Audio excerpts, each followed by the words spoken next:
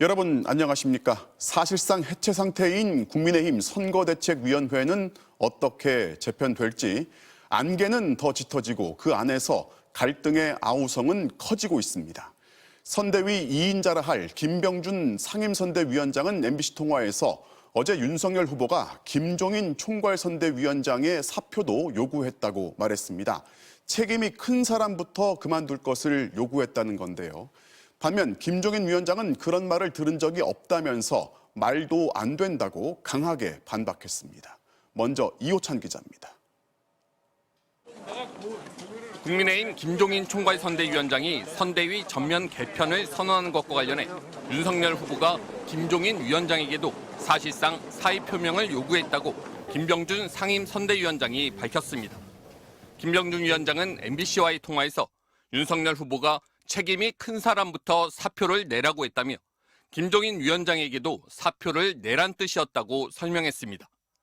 김병준 위원장은 윤 후보가 선대위가 잘 안 돌아가는 게 왜 6본부장 문제냐, 책임은 선대위원장들이 더 큰 것 아니냐고 말하면서 김종인 위원장에게 두 차례에 걸쳐 사표를 요구했다고 주장했습니다. 또 윤석열 후보가 마음이 잘 변하는 사람이 아니라면서 오늘 오전에도 통화했다고 강조했습니다. 김병준 위원장은 윤 후보가 자신과 상의 없이 선대위 전면 개편을 발표한 김종인 위원장의 행동을 쿠데타로 받아들이냐는 질문에 어제 상황을 보면 알 것이라며 부인하지 않았습니다. 결국 윤 후보가 김종인 위원장과 결별하는 방안까지 적극 검토하고 있다는 건데 김종인 총괄선대위원장은 강하게 부인했습니다. 김종인 위원장은 MBC와의 통화에서 어제도 후보와 두 차례나 통화했다며 사표 요구를 들어본 적이 없다고 말했습니다. 김 위원장은 선대위 개편을 한다고 한 내가 윤석열 후보와 완전히 결별한다면 모를까 사표를 낼 수는 없다며 말도 안 되는 소리라고 일축했습니다. 앞서 당사에서 기자들을 만난 김 위원장은 김종인 배제론에 대한 질문에 불쾌감을 감추지 않았습니다. 위원장이 배제할 수도 있다는 후보의 나는 그런 건 나하고 관계가 없어. 그런 질문은 미안하지만 안 하시는 게 좋을 거야. 국민의힘은 어제 오후 공지문을 통해 김종인 총괄선대위원장을 포함한 선대위 지도부 모두가 후보에게 일괄 사의를 표명했다고 밝혔다가 이후 김 위원장과의 소통에 착오가 있었다며 정정하는 혼선을 빚기도 했습니다. MBC 뉴스 이호찬입니다. 네, 대선을 두 달 남겨두고 관심은 온통 제1야당의 갈등 상황으로 쏠리고 있고 급기야 윤석열, 김종인 결별설까지 터져나왔습니다. 이 상황을 어떻게 지켜봐야 할지 국민의힘 담당하는 정치팀 이기주 기자와 정리해 보겠습니다. 이 기자, 네. 아직은 윤석열, 김종인 결별설 네. 설입니다. 그래도 이 결별설이 왜 나왔는지는 짚어볼 필요가 있어요. 네, 우선 선대위는 물론이고요. 후보까지도 자신이 직접 지휘하겠다. 이런 김종인 위원장의 선대위 개편 방안에 대해 윤석열 후보가 거부감을 나타내고 있습니다. 네. 하지만 더 심각한 갈등은 후보와 사전 상의도 없이 김 위원장이 선대위 개편을 선언한 데서 비롯됐다는 분석입니다. 네. 김 위원장의 일방적인 행동으로 후보가 일정을 모두 취소하고 당사로 돌아오는 이런 황당한 상황이 연출됐었고요. 이에 대해서 윤 후보가 강한 불쾌감을 드러낸 것으로 전해졌습니다. 여기에 후보는 연기만 하라 이런 김 위원장의 발언까지 겹치면서 윤 후보 측에서는 김 위원장이 선을 넘었다는 반발이 잇따랐습니다. 결국 윤 후보 주변에선 김 위원장의 행동이 후보를 무시한 쿠데타다 이런 격한 반응까지 터져 나왔고요. 김병준 상임선대위원장 등을 중심으로 김종인, 이준석 이 두 카드를 버리고 후보 중심으로 선대위를 새롭게 꾸리자 이런 주장까지 나오게 된 것으로 보입니다. 자, 어쨌든 가장 중요한 것은 윤석열 후보의 입장이란 말이죠. 정말로 김종인 위원장하고 결별하고 따로 갈 수 있는 겁니까? 네, 김병준 상임선대위원장은 윤 후보가 김종인 위원장과 따로 갈 수도 있다 이런 입장을 강하게 시사했다고는 했지만 네. 윤 후보 측은 공식적으로는 김종인 위원장을 선대위에서 배제하는 방안에 대해 부정적인 입장을 나타냈습니다. 네. 다만 윤 후보 본인은 더 이상의 구체적인 언급을 피하면서 말을 아끼고 있습니다. 윤석열 후보의 어제 발언 들어보겠습니다. 네. 저도 여러분께 설명할 그런 상황은 안 돼가지고 하여튼 좀 신중하게 또 여러분들의 의견을 잘 모아서 네, 국민의힘에선 윤 후보가 이준석 대표에 이어 김종인 위원장과도 결별할 경우 현실적으로 선대위를 이끌어갈 대안이 없다는 목소리가 적지 않은데요. 이 때문에 당내에선 윤 후보가 결별을 택하기가 쉽지 않을 것이다, 이렇게 보는 시각이 우세합니다. 자, 우세하다고 했어요. 그럼 결별이 쉽지 않다면은 윤 후보가 이제 김종인 위원장이 원하는 선대위 개편안을 수용하는 쪽으로 갈 것 같은데 지금 시간이 계속 늦어지고 있어요. 네, 그래서 적당한 타협점을 찾기가 쉽지 않은 상황입니다. 지지율 하락에 따른 위기감으로 김종인 위원장이 작심하고 칼을 뺐기 때문에 울산 합의 때처럼 폭탄주 마시고 또 어깨동무하는 그런 미봉책으로 넘어갈 수 있는 상황이 아닌데요. 네. 형식적인 선대위 개편에 그친다면 당장 김종인 위원장이 반발해서 사퇴할 가능성도 배제할 수 없습니다. 반면에 김 위원장에게 전권을 주면 윤석열 후보 측 핵심 관계자, 이른바 윤핵관들의 반발을 살 수 있어서 윤 후보의 장고가 길어지는 것으로 보입니다. 네. 김종인 위원장은 선대위 개편은 빠르면 빠를수록 좋다. 오늘 내일 중에 결말이 나와야 한다. 이렇게 말을 하면서 배수의 진을 친 채 윤 후보의 결단을 압박하고 나섰습니다. 자, 솔직히 민주당 입장에서는요. 예. 국민의힘의 이 갈등 상황이 나쁘지 않을 거란 말이죠. 네. 반응들이 좀 있습니까? 속마음이야 반기지 않을 이유가 없지만 일단 겉으로는 신중한 반응을 보이고 있습니다. 네. 이재명 후보는 시시비비를 따지는 공개적인 평가를 자제하고 있는데요. 먼저 직접 들어보겠습니다. 네. 빨리 수습돼서 국민을 대표하는 공당으로서의 역할을 잘해 주시고 또 국민이 원하는 방향대로 정책 경쟁에 또 미래를 향한 경쟁에 빨리 함께 해 주시기를 기대합니다. 네, 민주당 내부에서도 선거가 끝난 게 아니라면서 자만에 빠져서는 안 된다, 이런 경계의 목소리도 나오고 있습니다. 네. 이재명 후보의 측근인 정성호 의원은 민주당에도 자리만 차지한 채 오만방자한 행태를 보이는 자들도 있다는 보고도 올라온다, 이렇게 자성을 촉구했고요. 이해찬 전 대표도 국민의힘이 자중질환에 빠져 있는데 민주당은 결코 자만하지 않고 선거를 잘 마쳐야 한다, 이렇게 강조했습니다. 자, 잘 들었습니다. 지금까지 정치팀의 이기주 기자였습니다. 전 세계적으로 오미크론이 확산이 되면서 지난 일주일 동안 1,000만 명이 넘는 확진자가 발생했는데요. 이런 상황에서 프랑스 남부 지역에서는 또 다른 변이가 발견됐다는 보고가 나왔습니다. 아직까지 새 변이로 보기는 이르지만 백신 회피력이 강하고 전염성도 높을 수 있다는 우려가 나오고 있습니다. 임소정 기자가 전해드리겠습니다. 오미크론이 퍼지면서 프랑스의 확진자 수는 하루 20만 명 이상으로 폭증했습니다. Peut-être, encore une fois, tout est dans le peut-être, la dernière des vagues, il est probable que nous ayons tous acquis une forme d'immunité ou par la vaccination ou par l'infection ou les deux. 마지막 확산세가 될 거란 전망도 나왔지만 최근 프랑스 남부에서 새로운 변이가 발견됐습니다. 프랑스 지중해 감염 연구센터가 의학 논문 공개 사이트에 발표한 논문에 따르면 새 변이는 11월 중순 채취한 샘플에서 나왔습니다.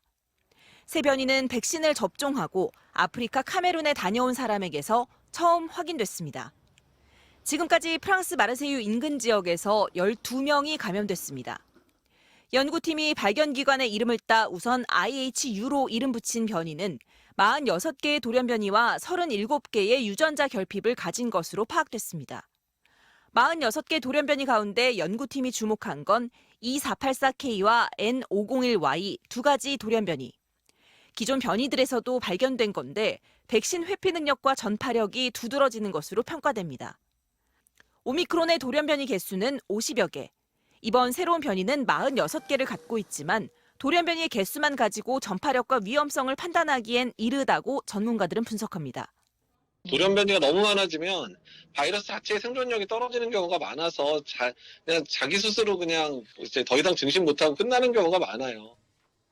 이번 프랑스 변이는 세계보건기구가 모니터링이 필요하다고 지목한 아프리카 콩고 변이의 하위 계통입니다.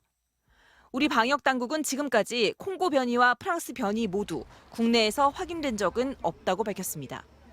MBC 뉴스 임소정입니다. 다음 소식 전해드리겠습니다. 전봇대에서 작업을 하다가 22,000V 고압 전류에 간전돼 세상을 떠난 한전 하청업체 노동자 고 김다운 씨의 안타까운 죽음을 어제 전해드렸는데요. 알고 봤더니 다운 씨가 홀로 작업에 나섰던 현장은 다운 씨 회사가 담당하던 구역도 아니었던 것으로 확인됐습니다. 어이없게도 다운 씨는 그저 회사의 지시를 받고 다른 회사 일을 하다가 목숨을 잃게 된 건데요. 어떻게 된 일인지 고재민 기자가 단독 취재했습니다. 홀로 전봇대에 올라갔다 22,000V 고압 전선에 감전돼 숨진 고 김다운 씨. 사건 발생 시간은 오후 4시. 구급차가 출동했을 땐 이미 노을이 지고 있었습니다. 외부에서 이뤄지는 작업 특성상 보통 해가 지면 업무가 끝나는데 어둑해질 무렵 일을 하고 있었던 겁니다. 거의 퇴근 끝날 무렵이었어요. 이게 누구도 가기 싫어하는 시간대죠. 소장이라는 사람을 또 가서 해 이렇게 한 거예요. 심지어 사고가 난 곳은 다운 씨가 속한 회사가 담당했던 구역도 아니었던 걸로 확인됐습니다. 한전은 고압 전기 공사를 3개 회사에 지역별로 나눠 하청을 줬는데 사고 지역은 다른 업체 담당이었던 겁니다. 담당 업체가 인력이 없다며 다운 씨 회사 소장에게 작업을 부탁했고 다운 씨는 소장 지시로 혼자 일을 나간 겁니다. 소장님들 두 분이 그렇게 한 거지. 양 소장님들의 친분 관계로 아마 그런 게 전달되고. 유족들은 담당 구역이 아닌 곳에서 사고가 나 대응도 늦어졌다고 주장하고 있습니다. 가족에게 사고 소식을 처음 알려준 것도 회사가 아니라 예전 직장 동료였고 병원의 인적 사항조차 제대로 전달되지 않았다는 겁니다. 60대 무명남으로 돼 있었어요. 이든 환전이든 인적 사항을 이렇게 넘겨준 사람들이 한 명도 없었다는 거예요. 임의로 관할 구역을 바꾼 것에 대해 업체 측은 종종 있는 일이라고 해명했습니다. 간단한 공사할 경우에는 서로 양쪽 소장님들께서 편의를 위해서 서로 이제 공조하는 경우가 있습니다. 한전 측은 전혀 몰랐다는 입장입니다. 저희는 지시를 했는데 저희 모르게 사전 승인 없이 하신 거예요. 하청업체끼리 마음대로 구역을 바꾼 건데 하청업체와 한전 모두 처벌할 방법이 마땅치 않습니다. 고용노동부는 하청업체끼리의 업무 지시를 불법 하도급으로 보기는 어렵다고 밝혔습니다.